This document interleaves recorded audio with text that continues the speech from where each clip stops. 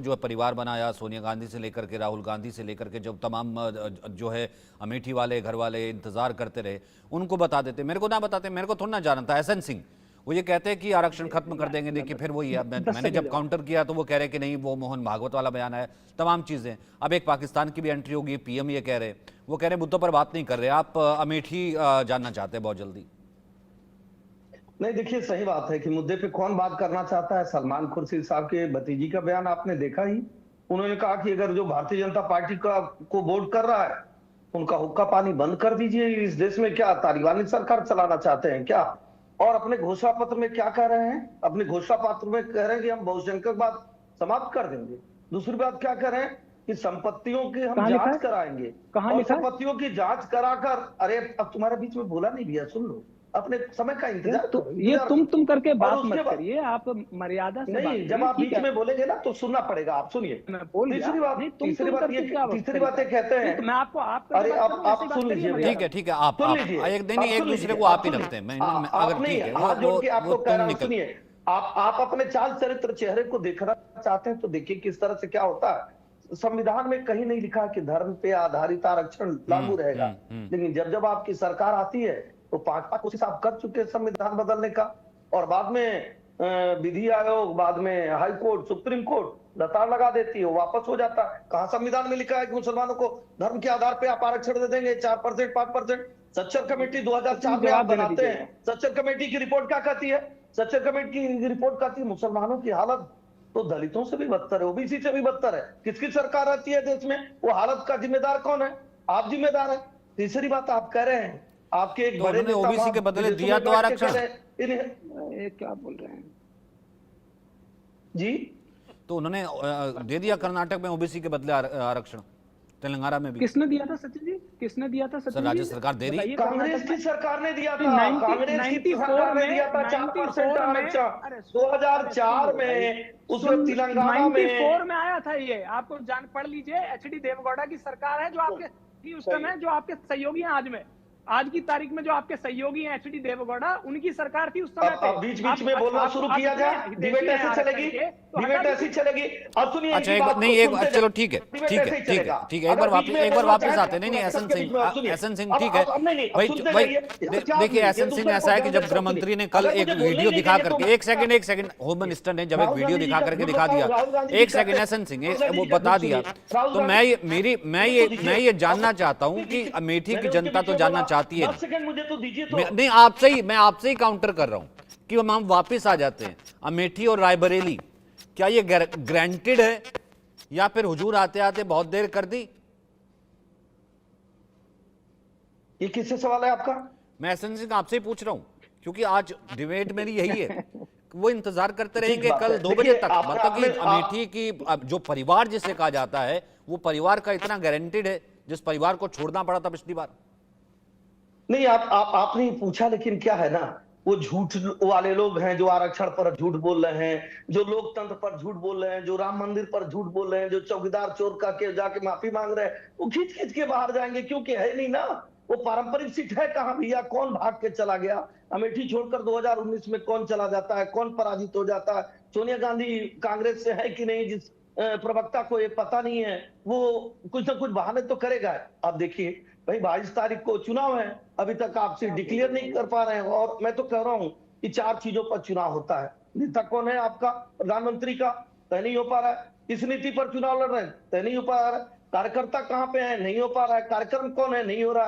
अरे समाजवादी पार्टी की टूटी साइकिल लेकर, ऐसे हाथ में झाड़ू लेकर चल रहे हैं जिसका धागा खुल गया, जो पंजाब में आपको गाली देगा, दिल्ली में आपके साथ रहेगा, जो टीएमसी कहेगी कि नहीं हम सेंट्रल में जब सरकार बनेगी तो रहेंगे, ना तो आपको चोर कहेंगे, उसके साथ आप भारतीय जनता पार्टी से मुकाबला करें।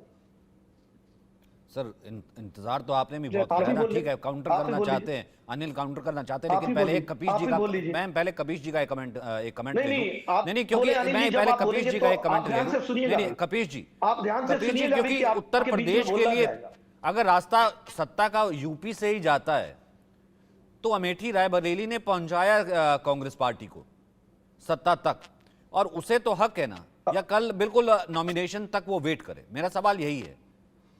और ऊपर से पीएम अपनी रैली में कह रहे हैं कि देखिए पाकिस्तान मदद कर रहा है जब जब कांग्रेस कमजोर हुई है, क्योंकि राहुल को पीएम बनवाना है।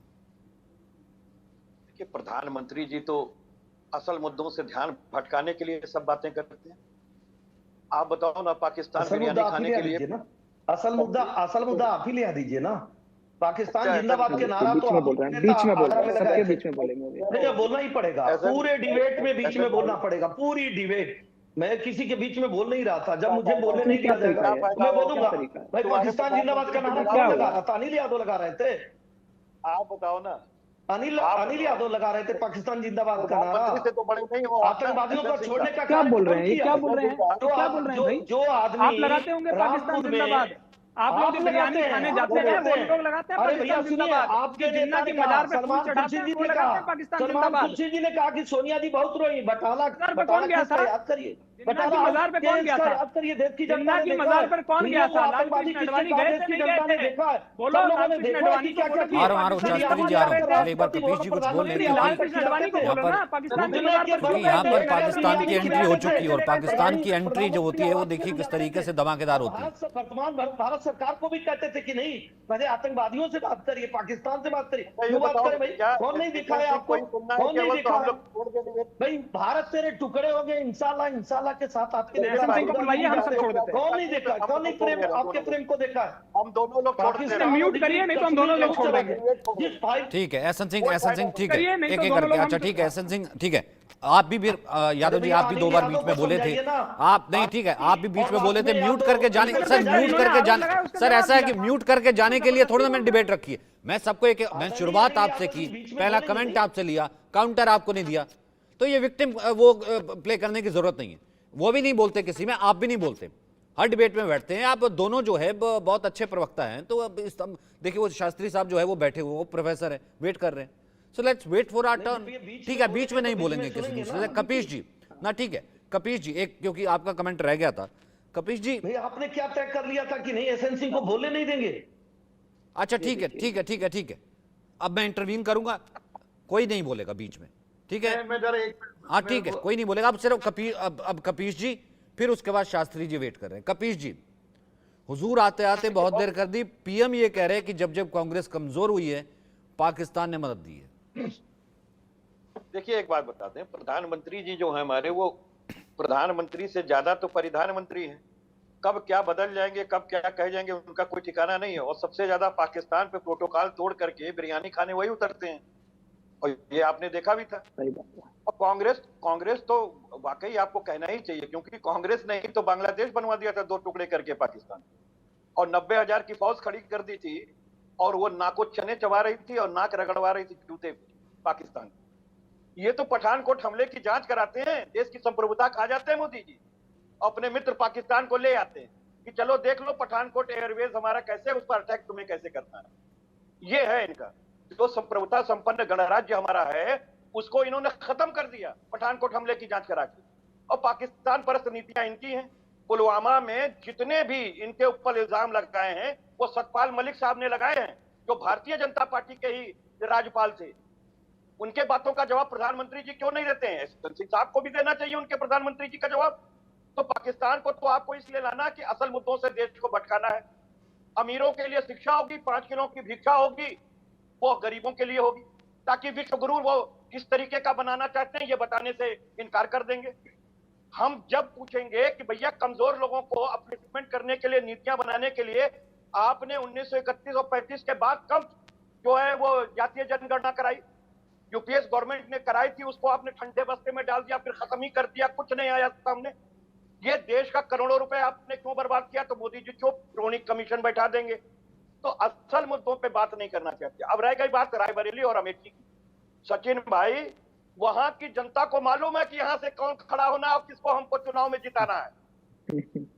ये हम इंडिया गठबंधन के भी लोगों को पता है, ये हम लोगों को भी पता है। सिर्फ अगर नहीं पता था, ठीक है सर, ठीक है सर, इसका मतलब ठीक है, उनको पता है, उनको पता है। ठीक है, ठीक है यादव जी, आ रहा हूँ, आपके चेहरे पे मुस्कुराहट आई, अच्छा लगा। एहसन सिंह वापस आता हूँ। एक कमेंट जो है मैं प्रोफेसर शास्त्री का ले लूँ, बहुत देर से वेट करें।